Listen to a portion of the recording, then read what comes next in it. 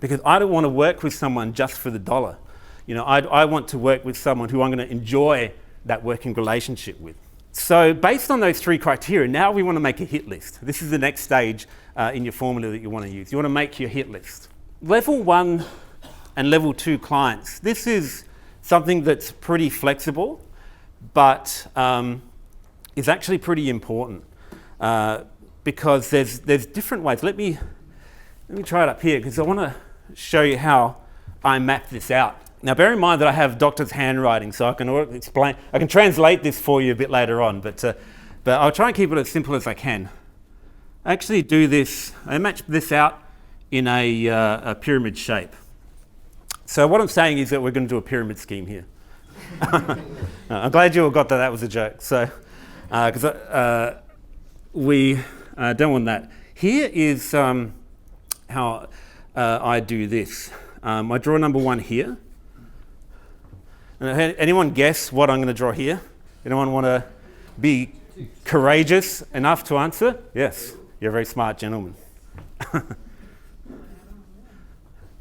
So 2. So there are other levels. This is kind of fluid and it's really up to you, but I use this framework to make it really simple because I really like to keep things simple. Level 1 clients are, in general, they can afford to pay you more. So it varies by niche, but you know, somebody like Mind Valley is a level 1 client because of they're the biggest name in personal development.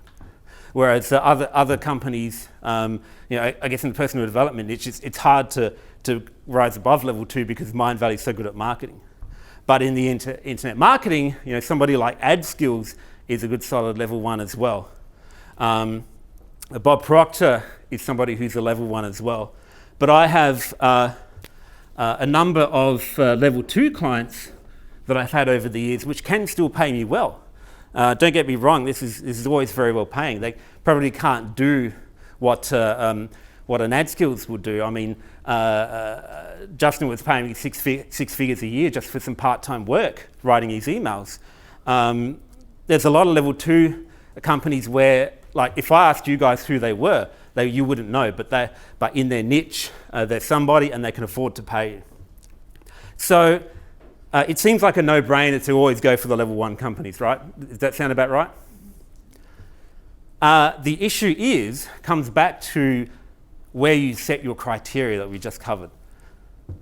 The thing is, level 1 and level 2 clients tend to have different attributes which you may or may not want. For instance, somebody like Justin Brook of Ad Skills is going to be very particular about exactly what he wants. He's going to be quite hands-on. He's going to be very demanding of results. He's still a cool dude to work with, don't get me wrong. I'm not saying that at all. But he's very particular. You have to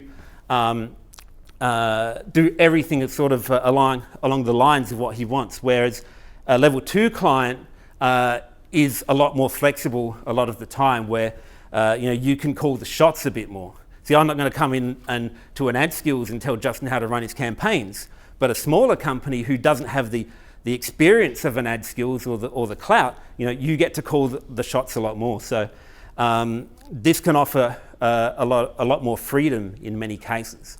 You know, a lot of the times a level 1 company, sometimes they may not have remote employees or remote contractors. They may want you to be in that city. You know, Agora is one of those companies. Whereas the smaller ones tend to specialize in remote teams these days.